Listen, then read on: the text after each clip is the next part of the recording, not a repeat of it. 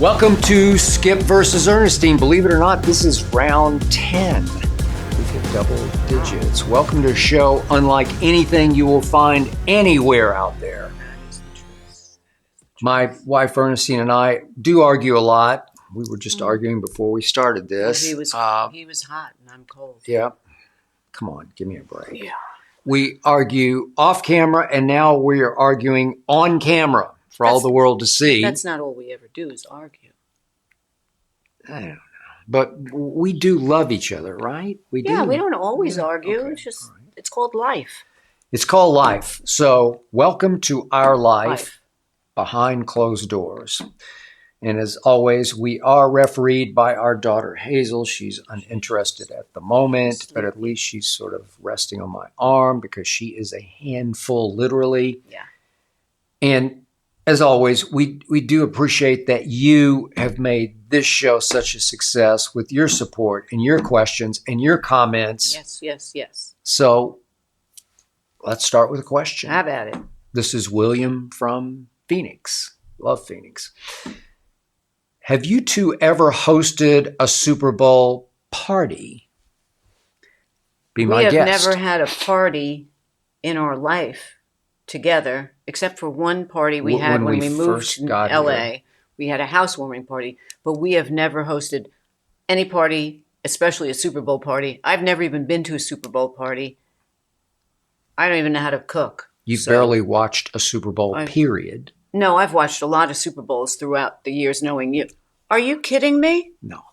Are you kidding me? How many Super Bowls did I sit with? You might have watched by yourself, right? Are you kidding me? How many Super Bowls have I sat with you watching the Super Bowl until then I realized you were a psychotic nut, and then if your team was losing, it was a really bad time. By the way, if you have caught this week's Skip Bayless show, I did have an anecdote about the Tom Brady-Richard Sherman Super Bowl that we were watching together in my apartment in New York. I remember that. I remember all the Super Bowls. And when the fourth quarter came and Tom's team was losing 24-14, I told you, I've had enough. I got to change my luck. I'm going in the bedroom. I remember this. We were in my apartment in New York. Yeah, I remember. We lived there. After what happened. Then I came back out. I changed the game. Yeah, right. He changed the game. Just so happened that he was playing better, Tom Brady, but whatever. He played great. So and then they made the play of plays to turn around the game and win the game. Back to the regularly but the point was I came back out to tell you what had happened and to celebrate. You turned the game. And you were watching something else at that point. I've had enough. Okay. I've had enough. All right. So that's again, our Super Bowl party. For those people that don't know, I'm not a big football fan. But I understand this is Americana, and I understand football. It's a national holiday. It's a national holiday, and people take off the next day after the Super Bowl for work because they're so spent in whatever, hangovers. Yes. So here's my point about this. I do this for a living and always have. And my issue becomes the last thing I want to do is be at a Super Bowl party or for that matter, up in a box at a Super Bowl game, because as you have seen in action, when plays happen, everybody's going to turn, not everybody, but people around me are going to turn to me and say, wow, can you believe that? What did you think of that? And I live tweet during games. Yeah, but even before you were tweeting and you were watching it, you never liked to watch with anyone. Because I want to focus and be absorbed by what's happening. Well, nobody can talk to you. I can't even talk to you. You don't want to even deal with that. It's hard to talk to somebody when you're actually... You've gone deep inside the game because I'm going to have to debate the game the next day or that night or on Twitter, right? But it's different for people that don't work in sports. Yeah. This is a fun thing for, I'd say, 99% of the world. And I got no problem with that. Yeah. They just want to have fun and they want to watch the game and they have friends over and they make guacamole and they eat what do they want to watch? Chips. The commercials. Yeah, they want to watch Everybody wants to watch the commercials. I could care less. Back in the day, the commercials were good. Back when it first started to become a thing that these advertisers were pulling out the best commercials for the Super Bowl. But then it became, to me, very gimmicky, and now you're playing to the audience, and now can you top last year's commercial? So to me, they're not as good anymore. That's true. And they kind of they were novel in the beginning. Yeah, they were. They were incredibly inventive and creative, where you would sit back and say, I've never seen that. Right, but now well, after it's a while, it's hard to top that, right? Yeah. It's like I the worked NBA. in PR long enough. I know but it's that like it's the a very NBA big dunk thing contest. At some point, it just outlives itself, where nobody can create a more inventive dunk than Dwight Howard. You call him Cupcake Man with this cupcake, right? But companies gear up for this all year long to get that sure Super they Bowl do. commercial, and the Today Show and GMA and CBS Morning Show and CNN, and everybody covers it. When they were first covering it, it was unique that, wow, they're covering it on the morning shows. Yeah. And now it's weeks in advance. They've already covered Yeah. the commercials that nobody even knows about. What did I read that the Murdochs, for whom I used to work, Uh-huh. I think they're making $8 million off some of the commercials for this time. Way Anyway. to go. But we don't have parties. We don't have. So let me just on that count say something great about our relationship. Yeah. This is when kids ask me, when young guys ask me, you know, what do you look for in a woman, like a life partner, or in a relationship, just, you know, wife, however you want to look at it, girlfriend, even girlfriend, partner. Yeah. But I always say, you have to have somebody whose company you truly enjoy, to where can you take long drives together? Can you? Right. We've driven but several times from here to Las Vegas. We've done a lot. Palm Springs. We've done Palm Springs, but Las Vegas is, I don't know, is it 5 hours? 4 I hours. think it's 5. I think it's closer to 5, but whatever. But you better be able to enjoy each other's company for long periods of time. Yeah.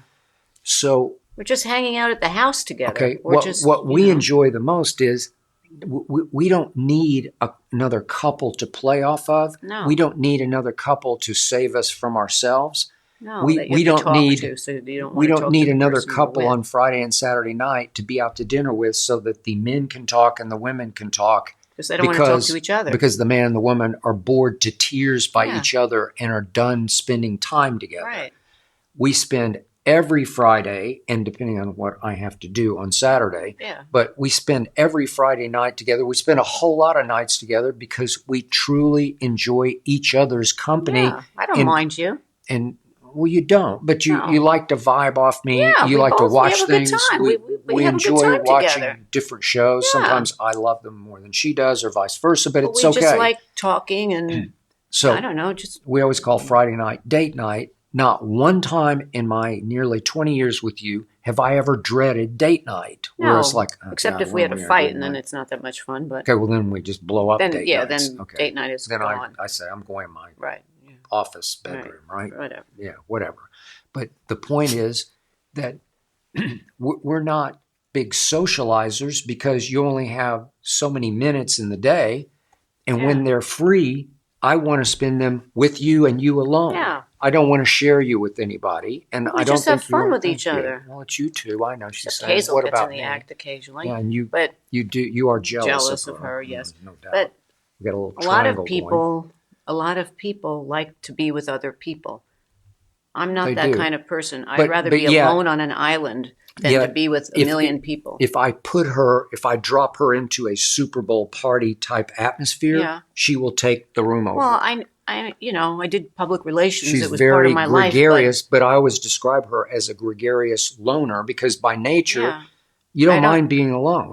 If I'm on a plane or if I'm on a train and there's a bunch of empty seats, I want to be away from people.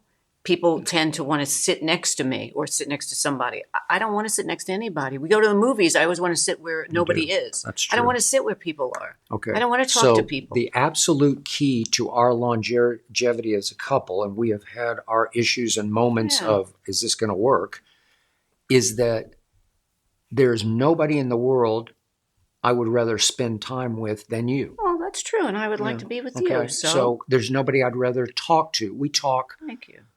30 times a day. Yeah, I mean, even when you lived in Connecticut and I lived in New York City, constantly we would be on the phone at least 15 times a day. So that's the essence of a relationship. It has to start with that. If you don't have that, I don't know how it's going to work. No. Unless you have multiple children and you live your lives through the children. Yeah, well, then it's a whole different dynamic. And we don't. We just we don't have a child. We have her. Yeah. But when you have kids, it puts a whole different spin on the relationship. But bringing it back to the Super Bowl party, we don't really. You have to work, and you don't like to watch games with people, and I don't really want to sit around with people and eat chips and guacamole. We're not big. What do you call it's the Yiddish word Party like food. noshers? Oh, or, noshers. right? We're not big noshers, No, but we're we not. don't eat that stuff. No, we just You eat know, when we eat. We don't just sit we're not and going to snack. go and pig out and yeah. do that stuff. Right. Okay. just not so us. there you have it. No Super No Bowl party, parties. but Super Bowl game. Yes. Him, For me, yes. not her. Oh no, Sort I of think her. I'm going to a museum that day. Next question from Josh from Dallas, of all places. Do you have nicknames for each other?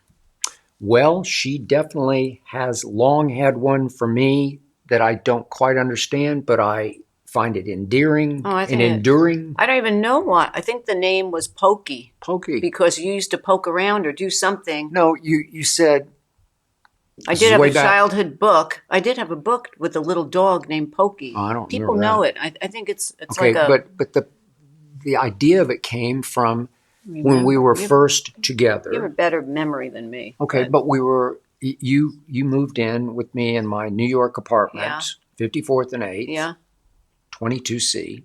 Yes. And you redid the whole apartment, and I didn't mind. I remember, and I liked it, but that was the first time you would actually see me in action. So on Saturday morning, because I was up so early. Yeah, for games. No, day after day to get ready. Up early working. Yeah, yes, 2 o'clock, right? 5 o'clock in the morning. Yeah, it was 5 o'clock there, but it would wear me out. Yeah. And by Saturday morning, I would quote unquote sleep so in, sleep at till least like for 11 me. or 12. Yeah. Well, I wouldn't sleep till 11 or 12. You would what are sleep you till talking 11? About? I would not. Till 9. I must have been with a different guy. I don't know. You were with somebody else. I was with somebody else, but I remember you sleeping till 11 o'clock in the morning. Until 9 at the latest. Okay, but split whatever. the difference, 10. When I got up, I would just be zonked, I would be worn out and just sort of physically battered from the week and the traveling back and forth from Bristol, Connecticut to New York City.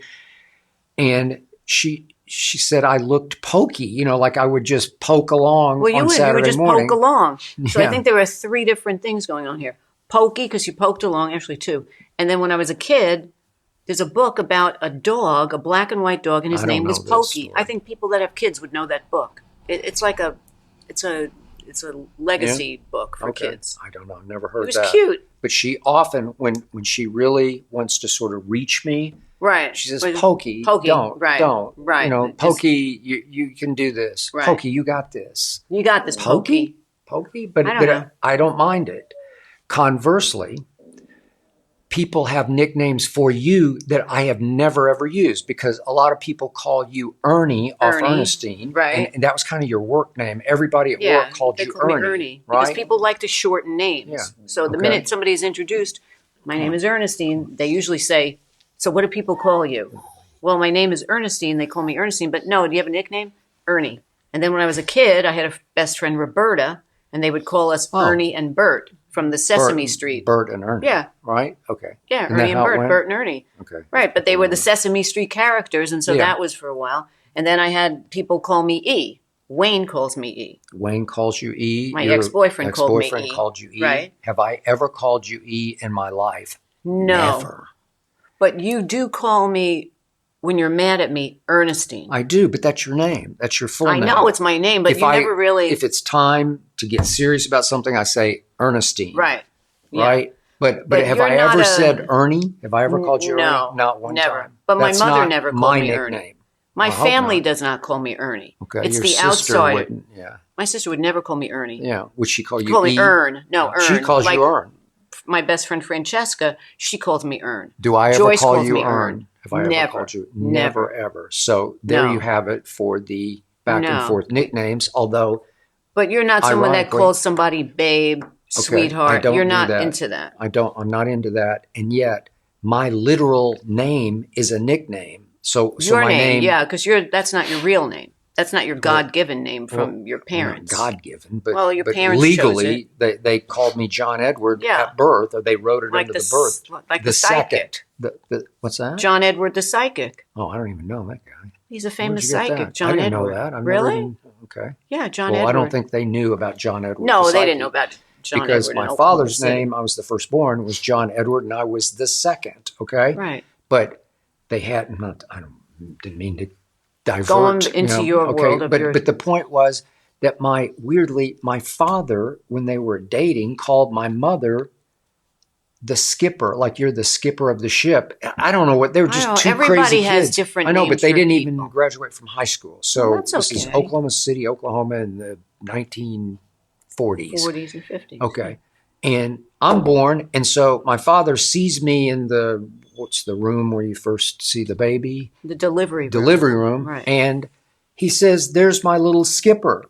And it just stuck. That's sweet. So I have a nickname for a real name, and my parents never, not one time did either of my parents ever call me John. Not one time. I was Skip or Skipper from the start. Right.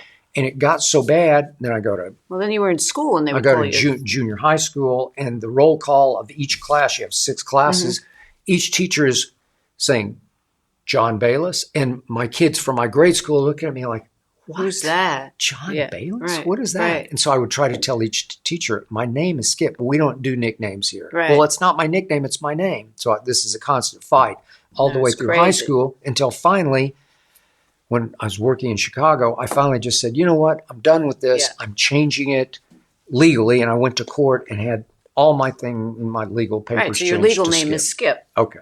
All right. Now for a topic that Ernestine did bring up to me, I don't know, a couple of days ago. Hazel, you got to stop. It's very rambunctious. We just sort of touched upon this, but I want you to go deeper on it because you're good at this.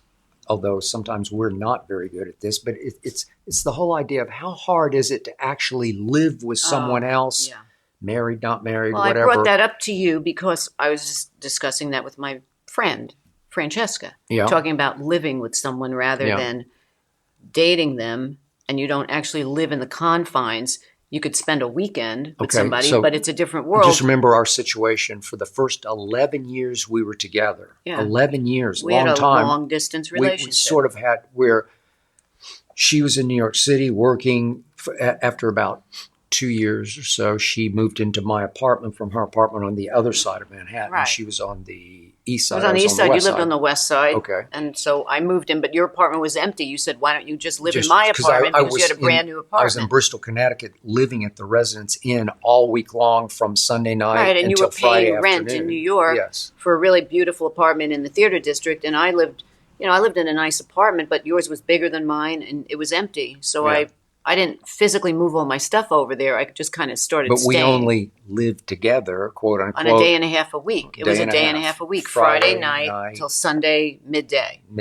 Okay. So then and we would moved. Always either leave from New York at 6 p.m. to go back, or I would go up to Connecticut and leave at 1 or 6, depending upon the game schedule. Okay. So then we move out here, and I said, well, we obviously need to get married and go ahead and... Right. Well, we got married 2 days before we left. Okay. Otherwise, I don't think we'd even still be married. I don't think we'd be married. We'd probably still be just living together. Think so? I don't know. Maybe. But there was no point of us. Maybe, but we weren't going to have kids. The point is that we did get married, and we did suddenly live together every single minute of every day. And I still keep waiting for you to go back to Connecticut at 6 o'clock. And it was culture shocking to both of us. It's a major shock when you live with somebody. Difficult. And I understand how there are so many famous couples that don't live together. When Woody Allen was with Mia Farrow, they lived across from Central Park. Each had an apartment. They could see each other's apartment, but they went home at night. I think Paul Newman and Joanne Woodward, I think they had separate apartments, the actor and actress. I'm pretty sure Helena Bonham Carter and the director, now I'm blanking out on his name, who does all the scary films, Tim Burton. Goldie Hawn. And that's true. Kurt Russell. Yeah. Because there's something about living with someone all the time, especially when you're older and you're not 18 years old and you're set in your ways, it's a big challenge. And especially when you don't have kids, because kids kind of put a buffer and kids also take your time away from the other person. But when you're one-on-one, it's a big undertaking. So I try to give you your space, you try to give me my space. Right, but that doesn't have anything to do with it. Like one line that gets crossed occasionally, like yesterday, I was in my man cave watching the golf tournament. I was watching Rory McIlroy win Pebble Beach. Yeah. and you said, "Do you want lunch?" And I said, "Yes." I'd had a long run and I was ready to eat lunch. Right. And I was about to go out and I said, "Hey, do you want lunch?" And so she's getting me lunch, and she just happened, as I walked into my bathroom to pee, she happened to blow through the door with my lunch into the man cave. And so the bathroom door was just standing wide open. But I wasn't looking at you peeing. I know, but it shook me up because you could hear me peeing. Yeah, and I said, "I'm sorry, I'm peeing." Right, but your thing is, I've dated people that it doesn't matter if you go in somebody's bathroom while they're peeing. I've dated for a long time somebody, and he didn't care.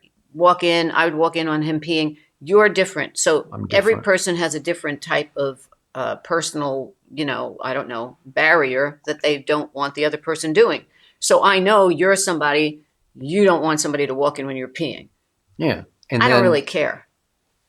Inevitably. But you've never walked in on me peeing. No, I have not. I've talked to you around the corner while you're on the toilet, right? Right. Yes. If I need to ask you something. Yeah. Okay. But you have kind of a great habit, which I love-hate, which is you'll come into my man cave office, sort of space, and you'll clean it up. You're like a I don't like things cleaner, dirty. Okay, you just pick things up and you move things around. Yeah. So sometimes in the middle of the day, I'll think toward next day, and I'll start laying out my clothes like my running gear. I'll put it on the floor in a little pile over here. And sometimes she thinks they're just clothes left on the floor, and she'll put them away. Put them in the laundry. I put them here.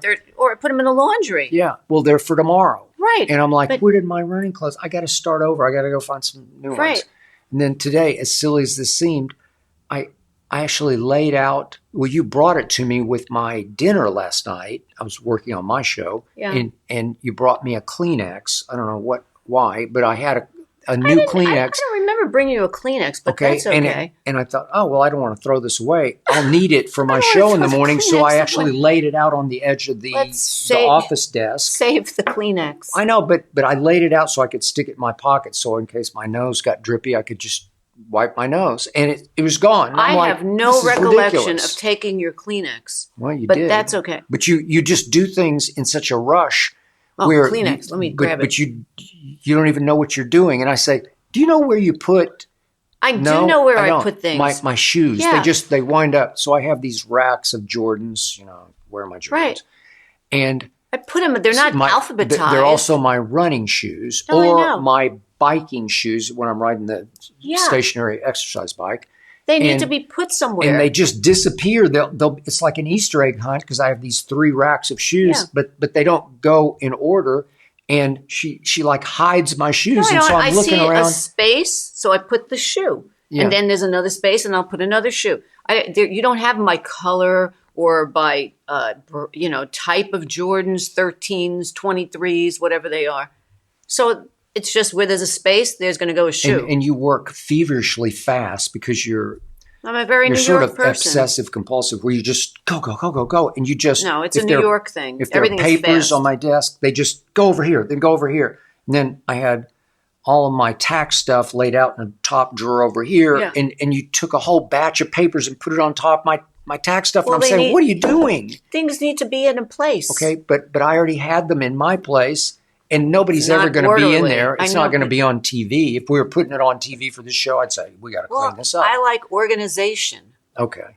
Clean and organized. Okay. So these are things you have to learn about people. Okay. So you have to pick your battles. You have to. Yeah. And I gave up a long time ago. I just said, just roll with it because it's okay. Because if you fight about everything you touch in my office man cave, we're never going to make it. Well, my mother had a good line because my mother had tons of great lines. My mother would always say, think about what you're going to fight about and is it really worth it? That's what my mother would say. Think about it. It's a stupid, you're fighting over stupid stuff. Okay, right. So I didn't fight you. I asked you where it went and you said, I don't even know. And I said, okay. Right. And I went on to the next I didn't see battle. The Kleenex. That was, right? No, I swear to take your Kleenex. But you have to decide what is important to fight about. Okay. And to live together and make it work, you just have to give into and give it up. You Yeah, and you have to have space. You have really to have space. And I feel like I do give you space. Well, I'm not and intrusive I give you space. on No, you. I mean space, literally space. Yeah. Yeah, I'm talking about. That's true. I mean, I had a friend when I worked with her. She just got married and then she had a baby. They lived in a studio apartment. A studio apartment for 3 people. It's really tight, but they still made it work because you have to if you want to live with somebody. If you don't, then you shouldn't live with somebody. If you can't deal with, I guess it's compromise, which was my book, was all about compromise. It is. Then you shouldn't be with somebody. Okay. My mother always said, not that my mother was nearly as wise as yours. No, she wasn't as good as my mother, no, yeah. But she always said, the loving is easy, the living is hard. That was her standard line. Yeah. I'm warning you, the loving is easy. It's almost like that part, the romance, that part of it's easy, but the living, the day-to-day is It's hard. very hard. I don't know anybody who would say, oh, it's so easy to live with whoever you live with. I don't think anybody is 100% perfect about living with somebody. Okay. All right. Now, we did touch on this last week, but we didn't go nearly deeply enough into how much, this is another point about Friday night, but how much the game show Jeopardy has meant to our relationship. Oh, yeah. It has been the one constant in our relationship. As crazy as this sounds, it's been the binding element, weirdly, the glue that you and I have that we've never really talked about why, but from day one of our relationship, I would have bet against this. We just started watching Jeopardy. And then it got to be a ritual every Friday night. We would have them on tape and we would watch all 5 Jeopardys. Yeah. And some of it is competition between us. Yeah, although but you're much more competitive than I am. Yeah, but I don't. I have more range than you have. Well, you can do lakes and mountains and history, Shakespeare. I can't. That's not my strength. I'm pop culture, music, fashion, food. I'm good at. Blow me away. Hey. I don't know what else I'm good at, but I'm just not. You could go on Jeopardy. I've always told you should go on that celebrity Jeopardy. You're just a prisoner and a victim of the categories. That's if true. You give me about 8 or 10 categories, I will romp and stomp. Yeah. But if you get off into you get the bad categories, then you're doomed. There's certain, like math or science, or Greek myth. Oh God! Or those where they have to do put the two together. What are they? I can't remember what they call them. Right. But the royal lineage, I just don't. I could go memorize it, and I would have to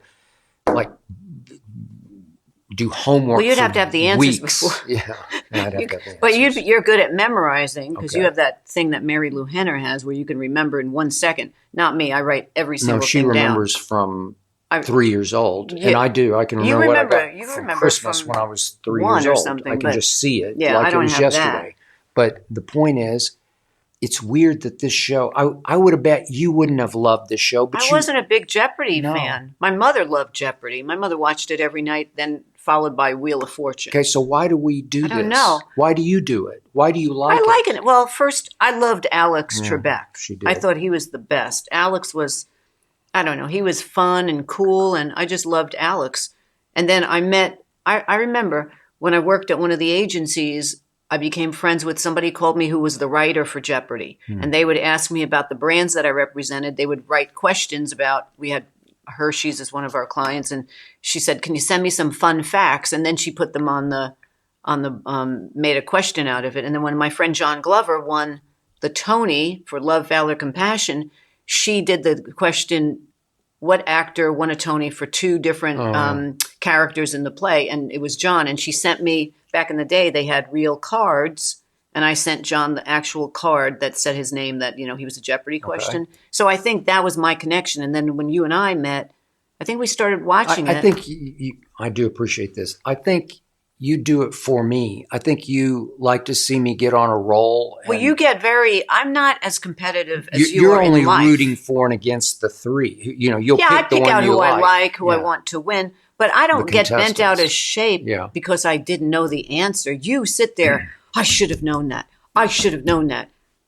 I mean, I like when I know the answer and I go, wow, I got the answer. But it's like another form of, I don't know, this winning thing that you have. You once had the answer before Final Jeopardy Laura when they Ingalls went to, Wilde. No, it was Elizabeth Barrett Elizabeth Browning. Elizabeth And she Barrett just Browning. said, whatever the Right. category was, she said, Elizabeth Barrett Browning. And I'm like, what? And it comes back and Right, the answer that was a good is, one. or the Yeah. question is, obviously Question is, Elizabeth Barrett. yes, Okay. that was a good one. But you've had some good ones too.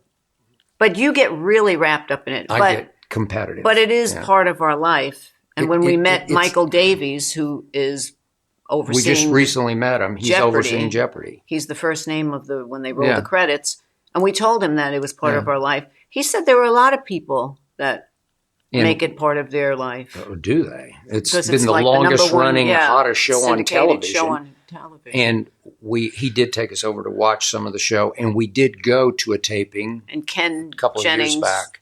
Ken Jennings pointed you out in a break, came to sort of warm up the audience, and he introduced me to the audience, and it was my greatest moment. But the funny thing is, it's better when you watch it on TV. It just because is. when you go there, the set is like the size of a mini set, and there's only like it doesn't look as you don't have impressive. that grandioso feeling of this. It's true. This Jeopardy is larger than life. It's like the one time my friend who worked on soap operas back in the day when there were soap operas, and she said to me, "Do you want to come to the set of Pine Valley, All My Children?" And I went with her backstage. And I love that show, and I love One Life to Live and General Hospital, all those ABC soap operas. And I went with her, and all of a sudden it was just like these cardboard sets, and there was nothing behind them. And I was like, those people don't really live in Landview? Like, where's the set? There's a Family Guy. Oh, yeah, the Family Guy with Stewie. With Stewie. Yeah, goes and Brian. Behind the scenes. When he loves that British comedy. Show, and they're all like cursing behind the scenes. And he says, I really want to go see. Yeah. And then he goes on the set, and the guy who's the princess, she's supposed to be this beautiful princess in a castle, and she's like, get that little rugrat out of here. And they're all drinking alcohol.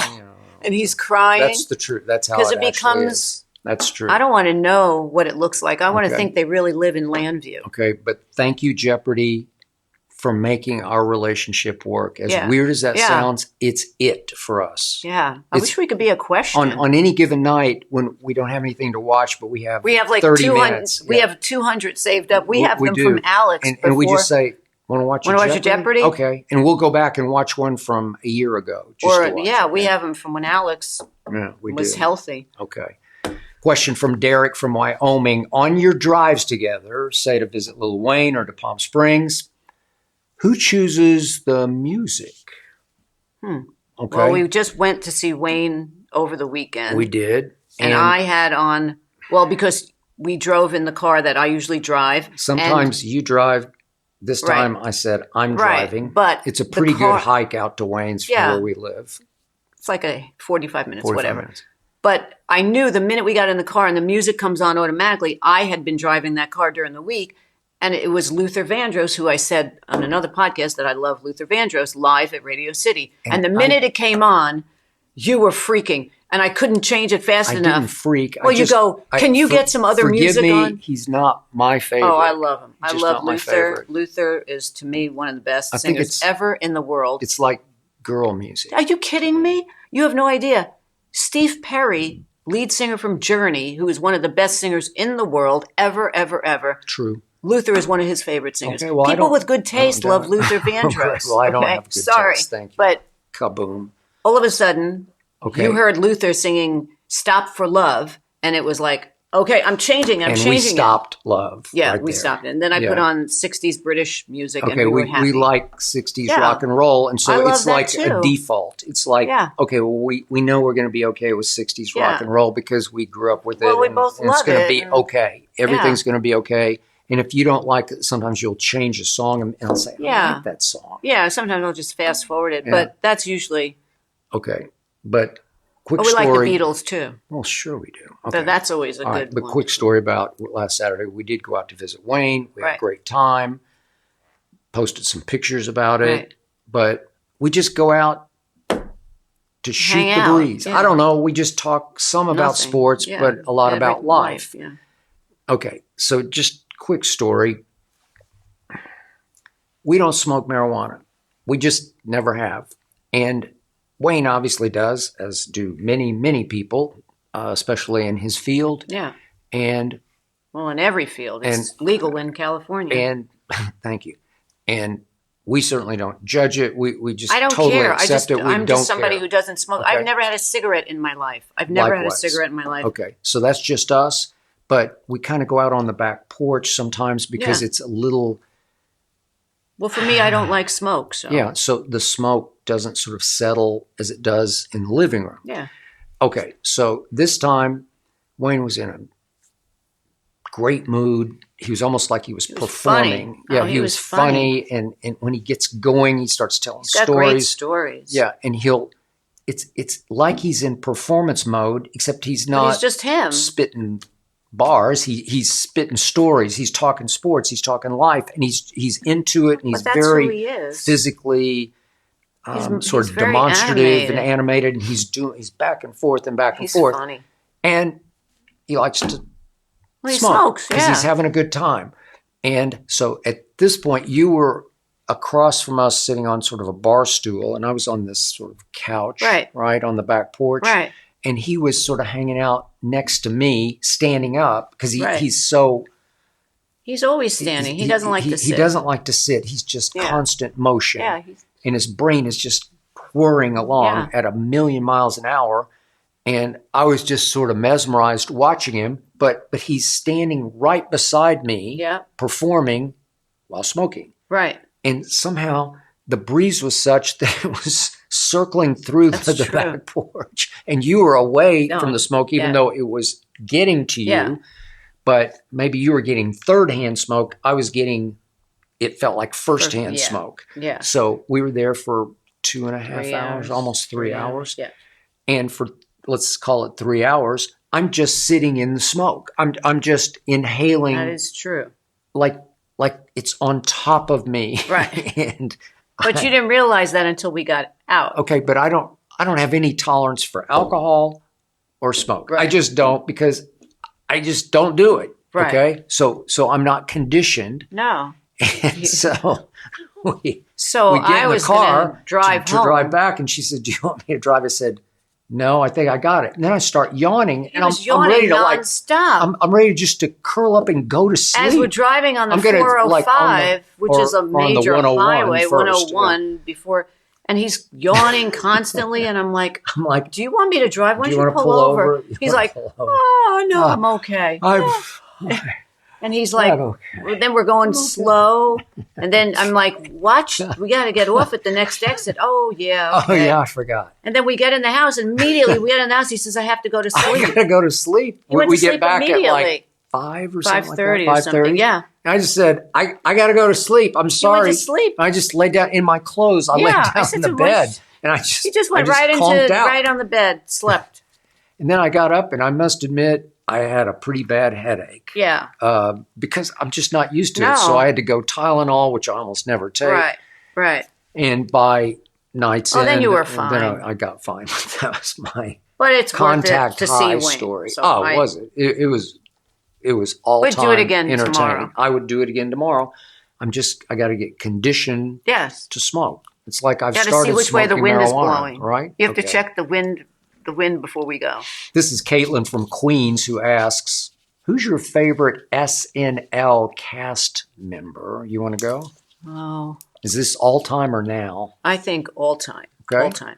You? I love the original cast, but a few weeks ago, I went to get my hair done on a Sunday, and at my hair place, it was dead. You get your hair done on Tuesday, Thursday? Yeah, every day Saturday, of the week. Right.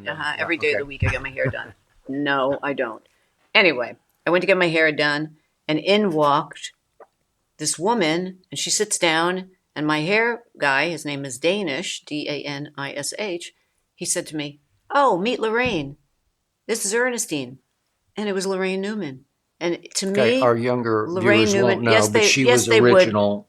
Now SNL has turned 50. Yeah.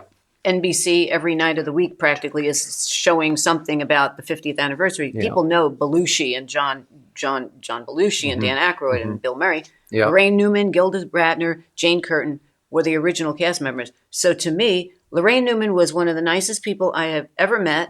We were laughing, sharing stories. I was cracking her up, and I'm thinking, oh my God, Lorraine Newman is laughing at what I'm saying. And she looks amazing, and she doesn't care who she is. She is just her with no attitude. So Lorraine Newman is my favorite person. She became your first. She won you completely. And I love over Gilda at that Radner point. and Jane. Okay. I love them all. Okay. But Lorraine Newman. All right. If we go all time, old school, you mentioned him. John Belushi was my guy, only because he was always on the very razor's edge of hilarious mayhem. Yes. And it was a lot of physical comedy, and it was so inventive and creative and breakthrough. I'd never seen anything quite like it, and you couldn't take your eyes off Belushi live on Saturday night, right? Hamburger. Cheeseburger. But even when he did Blues Brothers with Dan Aykroyd. Okay. I mean. And then. Second would be Bill Murray, because you love Caddyshack. And Chevy Chase. But Chevy was better in Caddyshack than he was on air on SNL. He was good on the news. He was Chevy good on the was news, the original news. But Belushi got me because he was gone predictably, I guess, at 33, coke and heroin, Chateau Marmont, where you have been, the hotel here where he crashed and burned at 33. So, but it was, he just didn't know what to do with his sudden fame, and that happened as it has to so many. But if we go modern day, even though he's been on for a long time and is still on, it's Kenan Thompson is just... Oh, he's the best. He's just the best of the newer... Listen, he never misses. Like, no. You can give him bad material and he can make it funny just with his facial expressions. He is great. And the way he plays off somebody, he's just funny. He's just funny. So talented. He is great. Talented. There were some other good ones. Kate McKinnon. She was very good. And Cecily Strong. Yeah. But can't beat the original. Okay. Now, this is Ernestine's all-time favorite laugh at Skip jinx story, although this was actually an unjinx story, but we thought we'd tell this one because she always brings it up to our friends as this was the essence of nutcase me. Oh, yeah. Okay, so this happened in May of 2013 when I was on First Take with Stephen A. And when I was a huge Spurs fan because of Tim and Tony and Manu, and you became a big Spurs fan. I have all their sweatshirts. So I was living during the week at the Residence Inn in Bristol, Connecticut. I literally kept the room for 365 days a year. So the Spurs were playing a playoff game. Game 1 of the second round of the playoffs, and it was in San Antonio. And this is when it looked like Steph Curry could be great, but he hadn't fully arrived yet. Yeah, neither had that team yet, but they were scary, dangerous. You could just tell because they could just shoot the lights out from 3, he and Klay Thompson. Yeah. And all of a sudden, he just goes off in game 1 and he scores 44. It took 2 overtimes, but he scored 44 points. And the Warriors are up 16 with 4 minutes left, and you and I are back and forth on the phone. You're in New York, I'm in Connecticut. It's on like a, Thursday night. Yeah. It was a weeknight. Yeah.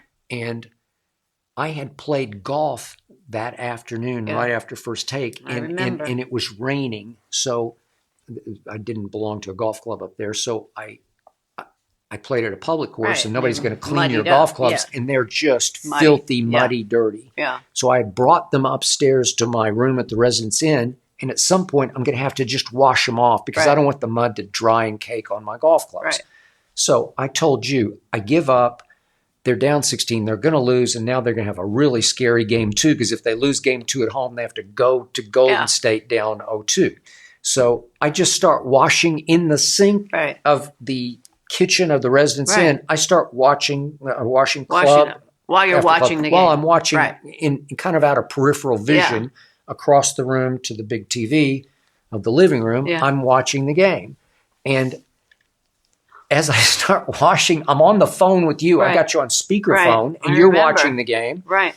And all of a sudden, Spurs make a shot, and then they make another shot, and I'm washing. As you're washing. And I'm washing, and I'm washing. I'm thinking, oh, I like this, Right. So Here we go. I keep washing, and they go on an 18-2 run to close regulation and force enforce overtime. I remember. It's impossible to go on an 18-2 run. Why were they winning? Because I was washing. You're washing your I'm golf washing clubs. and I'm washing. So now it goes to overtime, God. and I start pulling out clubs that are clean as a bone, and I start rewashing because I just keep the water running in the kitchen unjinxing. because this is working. Right. I am changing the game in San Antonio, Texas from Bristol, Connecticut because I'm washing my golf clubs. Right. Okay. And if you really think that changed the game. It did. And I wash all through the first overtime, which ends tied and forces a second overtime. Yeah. And with 3.9 seconds left, we're still on the phone. Right. I remember. And then you won't let me off the phone. Okay, but you're into it by now. Yes, I know. Because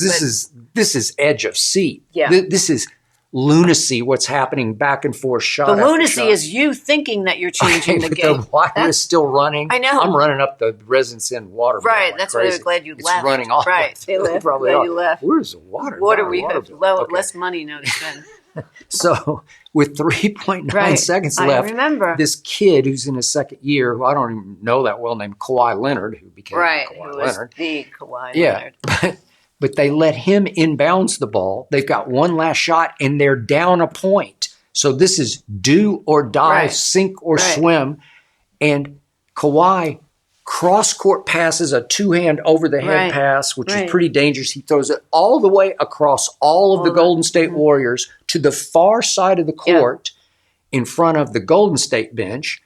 And my guy, Manu Ginobili, he catches it and in one motion catches and shoots from three. Well, they don't need a three, but I'll take it. And this is all because you washed your golf clubs. I'm still washing. I'm washing them for the fourth time. I'm washing my pitching wedges for the fourth time. And they're clean as dry as a bone, and I'm washing them again. And Manu rips the shot of shots. He just ripped it, and I just fell on the floor of the kitchen and rolled around in pure joy because they had pulled it off, and I had saved the game because I was washing my golf clubs. Okay, it's a little psycho. Did you fall in love with me that night, or fall out of love? No, Psycho Land. Okay, it was completely Psycho Land. But by the way, then soon after, the ultimate jinx story happened because they make it, the Spurs do, all the way to the finals in Miami. But that was without you washing your golf clubs anymore. But this is the opposite of washing the golf clubs because that was a bring them luck story. This was the all-time jinx story, and this is the first time you ever did this. But in Game 6, the Spurs are up 3-2. So if they win this game, they win the championship over LeBron and Dwayne Wade and the Heat. And it's coming down to the wire, and the Spurs make a couple shots, and all of a sudden they're up 5 with 18 seconds left. And you fatefully said to me, why don't you go wash your golf clubs? No, you said they got this. That was my bad. They got this. My bad. You're at home in New York watching the game. I just changed I'm in Miami the game. watching the game. I'd gone back to my hotel because I had to get up early for first take. So I'm watching I changed the game in New York on 54th and 8th. Okay, you changed the game with one sentence. They got this. 3 words. Right. They got this. I think you probably said we got this. Right. But that's fine. We got this. We don't got this because Manu missed a free throw and this kid named Kawhi Leonard missed a free throw. And all of a sudden, guess what, ladies and gentlemen? LeBron bricks a 3 to tie the game. The ball bounds out. Chris Bosh goes and retrieves it because Tim Duncan was in the game. I don't know why not. Kicks it into the corner to Ray Allen, your favorite, one of your favorite players, and he somehow gets his feet behind the 3-point line and rips it. Game over. Rips it. Well, it went to overtime, and that was it. But they lost in overtime. There it was. That was the greatest single clutch shot I ever saw, and it shot me right in the heart, and it's her fault. My fault. And she learned a tough lesson that day because they lost How to Game bring 7. a team down. Yeah, you took it down from New York to Miami. You took it down with 3 words. She knows. She knows how the game is played. She knows. Okay. So for 2 years, friends of ours have told us that we have to watch Severance on Apple TV. Severance on Apple TV. We've heard it, I don't know, hundreds of times. My friend Corinne told me when it first came out, 3 years ago, this is the best show ever. It would be 2 years ago. Yeah. Now that it just started season 3. Okay. So we just didn't love the look or the feel of the ads that we saw for it. People. And it's not really, it's kind of sci-fi. It's kind of a little sci-fi. Yeah. But we never gave it a chance until, I don't know, a week ago. Yeah. So now we've watched the first 3 episodes of season 1. So we're way behind, very late to this party. Yeah. And I'm still trying to decide if I want to stay at this party. But I think Ernestine is hooked. I do. I actually like it because it's so weird that I'm watching it and kind of enjoying it. I keep waiting for more action to happen. Thank you. That's what I'm waiting for. But maybe it'll never happen. It's tediously it may slow. never happen. I know it's supposed to be edge of seat slow, Yeah. but Adam Scott plays I like Adam Scott. Okay, he's got this creepy, weird face that looks distorted, like it's in a funhouse mirror or something. It's like the parts don't all go together. Yeah, I like him. But he's perfectly creepy for he's perfect. What this is, right? I think it's great. Yeah. So I will continue to watch it. Yeah. I will continue to watch. Okay, she needs a treat. She needs to get a treat because she's a little distracted. She's a little distracted. Once she gets a treat, she'll somebody be good. had to use the bathroom and the That's crew. okay. Yeah, that's okay, Hazel. You're okay. She's a great watchdog. So there we go. Adam Scott is starting to creep me out. I think Patricia Arquette. I love Patricia Remember, we're Arquette. just at the very start, so you probably know a lot Everybody of things knows, we don't. yeah. You know, a lot of things have happened. Patricia Arquette is underrated as an actress from way back. It's painfully, tediously slow because it's supposed to be tedious that you keep doing Groundhog Day after day where you go back to work and you can't remember anything about your outside life. And then when you leave, you can't remember what happened at work. But I think it's getting better. I mean, everybody knows this already. Okay, so you're going to watch it? Would you watch it by yourself? No. Okay, so now... I'd watch Hallmark before I watch that. So the point is that at this point, I'm going to have to make a big sacrifice. And then once you decide you're not into it, and then you say, well, I'll watch it with you. Then it takes the joy and the fun out of hanging out, watching it with somebody who's into it. I'll be into it. Oh, okay. I will watch it. Then let's watch it. I think Patricia Arquette is really good. Remember, we're just newbies to this. Yeah, so everybody knows already what happens. She's really her good. inside versus her outside character, she is a tour de force. And I think she always has been. So I can roll with that part of it. I love her.